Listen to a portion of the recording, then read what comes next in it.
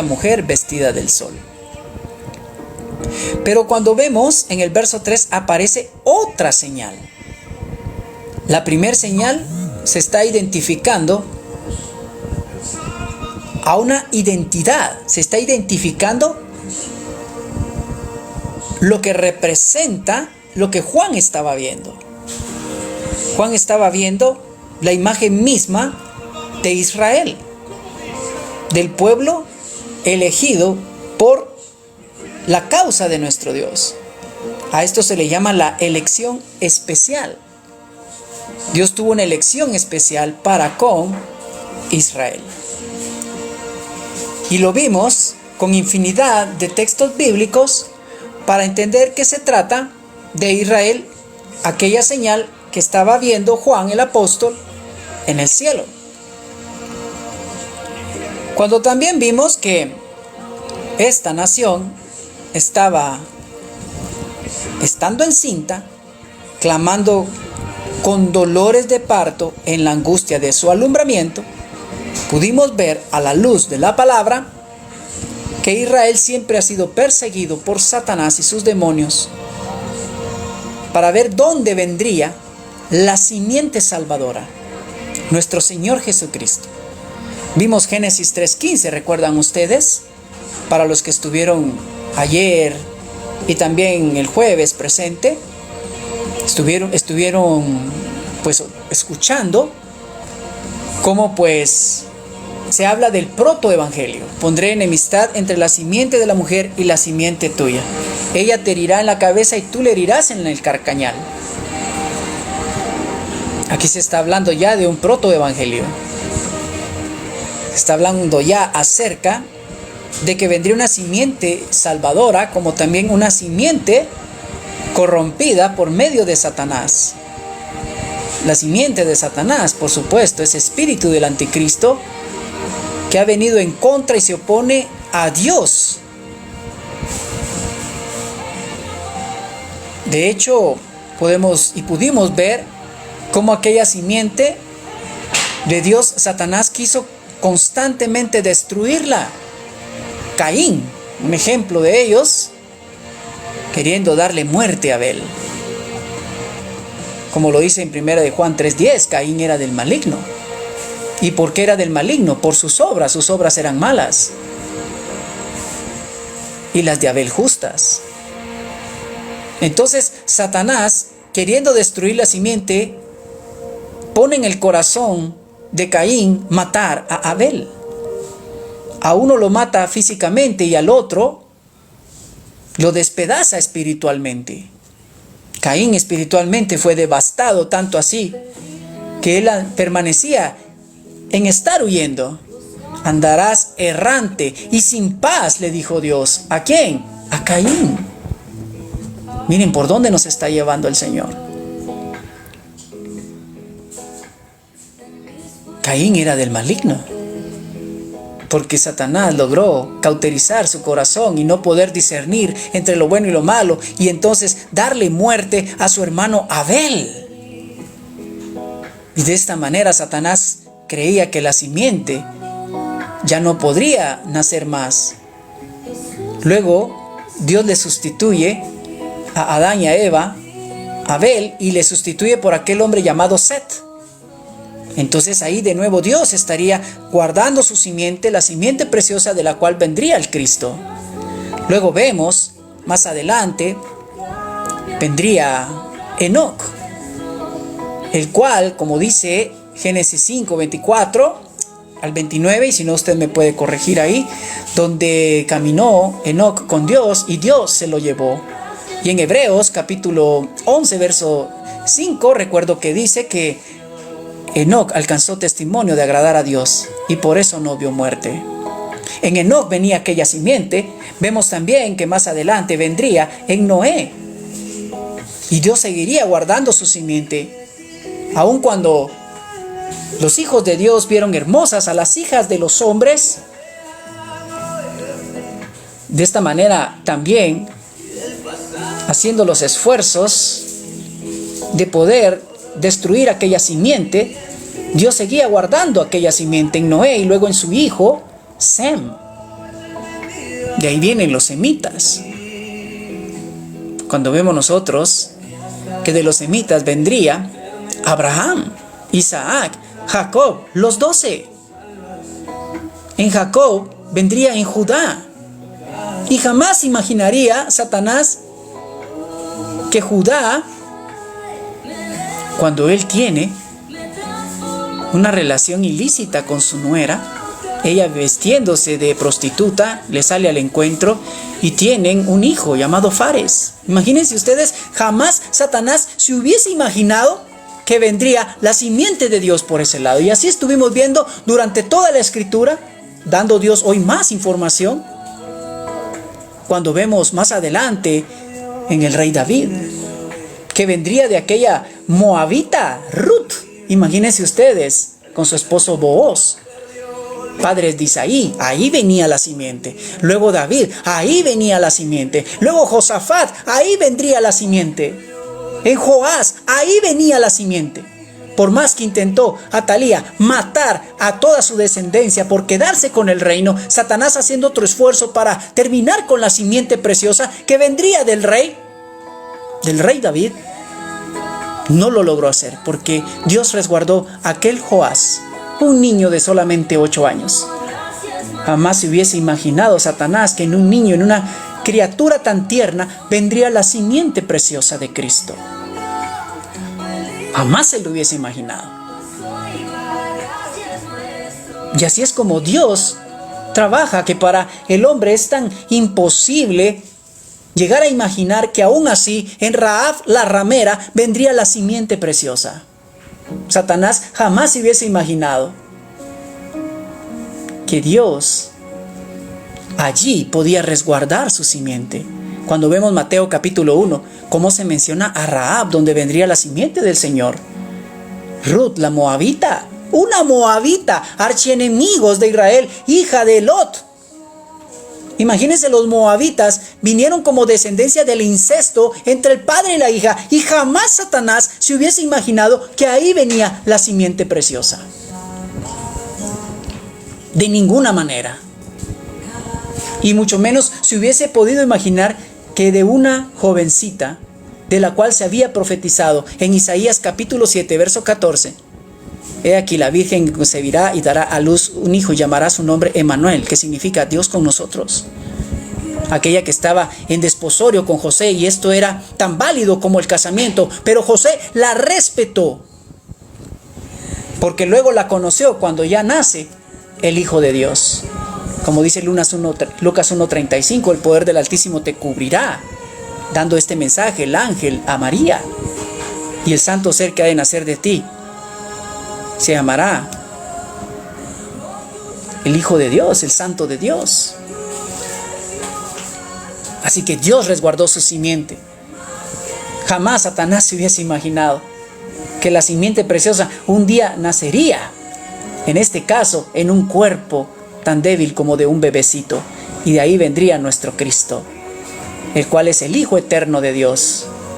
Desde la eternidad son sus salidas, como lo dice el libro de Malaquías. Desde la eternidad, Jesucristo es el Hijo eterno de Dios. Pero vemos también cuando nace el Hijo, y ahí vendría aquella simiente preciosa, la simiente de Dios. Hoy en día, la simiente de Dios, mis amados hermanos, estamos nosotros en esa simiente por cuanto hemos creído en la promesa del Padre en que recibiríamos al Espíritu Santo cuando creímos. Ahora tenemos esa simiente operando en nosotros, y Satanás está tan molesto porque le queda poco tiempo.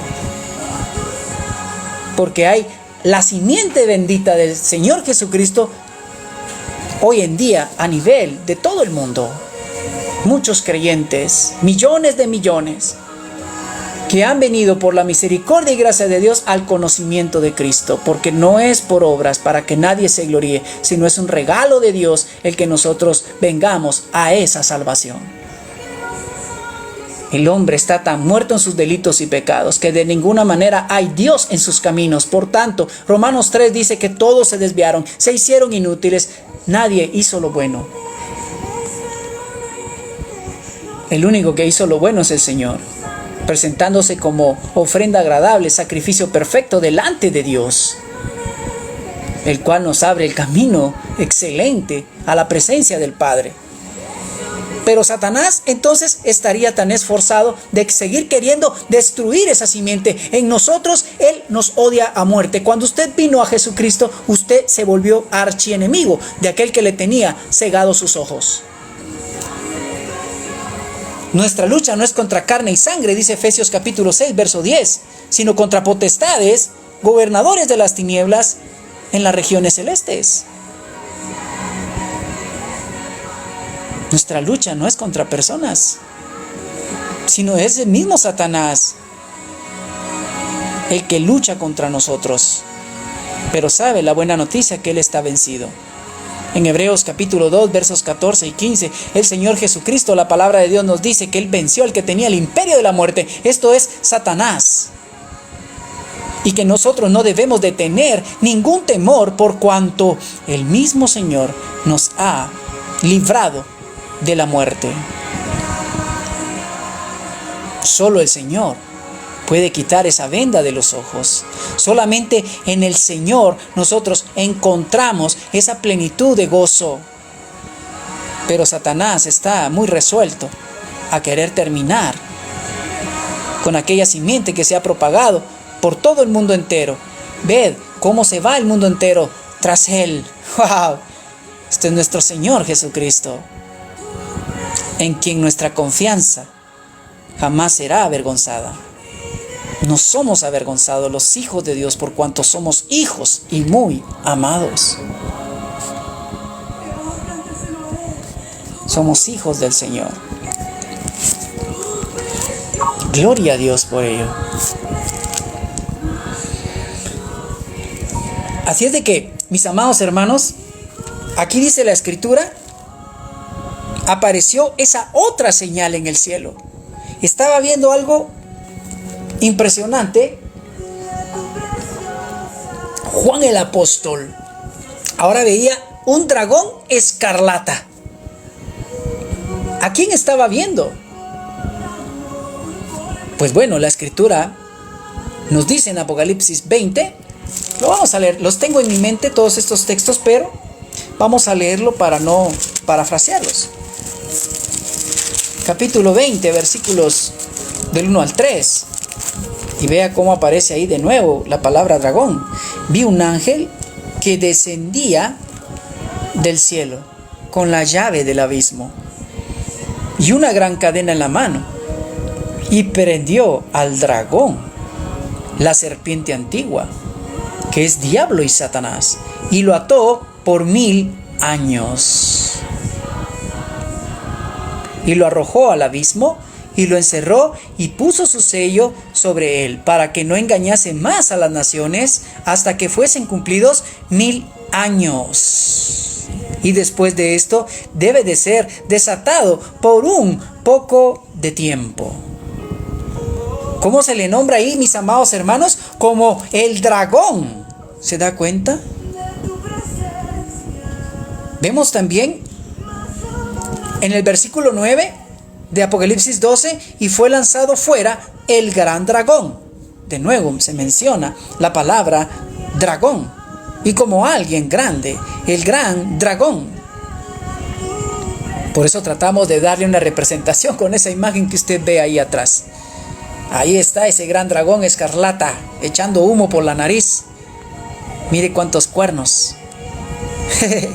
Solo es una representación de lo que verdaderamente es Satanás, porque Satanás se disfraza como ángel de luz. De esa manera el mundo de aquel entonces no lo va a ver, no va a presenciar a Dios de esa manera. Perdón, a Satanás. Ya se me está yendo. ¿Cómo va a ver al enemigo de las almas el mundo entero de esa manera? A Satanás saldrían huyendo, tendrían tanto miedo, Pero Satanás se disfraza como ángel de luz, como lo dice allá en 2 Corintios capítulo número 11, versos del 13 al 15. Aún sus ministros se disfrazan como ángel de luz. Satanás se disfraza como un ángel de luz. Y aquí Juan lo está representando como el gran dragón, la serpiente antigua, que se llama Diablo y Satanás, el cual engaña al mundo entero. Fue arrojado a la tierra y sus ángeles fueron arrojados con él. Cuando vemos nosotros, ¿por qué se le llama también serpiente antigua? Bueno, tendríamos que irnos a Génesis, recuerdan ustedes, en el capítulo 3. Bendiciones, hermana Angélica. Cuando vemos nosotros Génesis capítulo 3, mis amados hermanos, se menciona como aquella serpiente astuta, aquella que engañó. Primeramente se menciona en 2 Corintios 11:2 que engañó a Eva. Temo que habéis sido engañados como Satanás engañó a Eva y vuestros sentidos sean extraviados. Entonces, allá en el jardín del Edén fue aquel enemigo de las almas que más adelante se le nombraría como la serpiente antigua. De hecho, ahí se le llama la serpiente. Estaremos orando, hermana Angélica, no se preocupe. Al final, por favor, me recuerdan, hermanos, de estas peticiones. Les voy a suplicar. Así que vamos a estar orando por esas peticiones, hermana Angélica. Solamente me recuerdan, hermanos, al final, porque si no, perdemos el hilo, Y como todos estos textos los tengo en mi cabeza, entonces, si me distraigo, vamos a perder el hilo. Entonces, vemos nosotros cómo se le nombra como la serpiente antigua, dando alusión cuando Satanás entra al Edén como la serpiente. Por esa razón se le llama serpiente antigua. Satanás es astuto como una serpiente.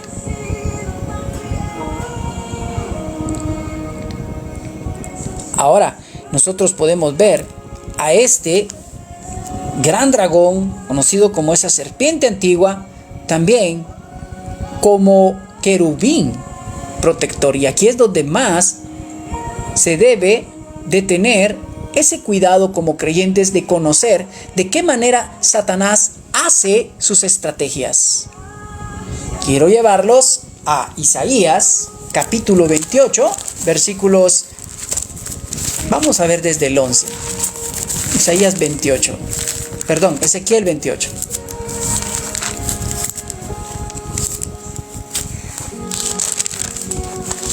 Hermana Angélica, no se vaya a ir hasta que oremos por usted, oye. Así se queda también siendo bendecida por la palabra. Ezequiel 28, verso 11. Vino a mí palabra de Jehová diciendo: Hijo de hombre, levanta endechas sobre el rey de Tiro y dile: así ha dicho Jehová el Señor. Ahora, vamos a entender algo. El rey de Tiro, pues es un humano, porque usted lo puede ver en Ezequiel 28:1.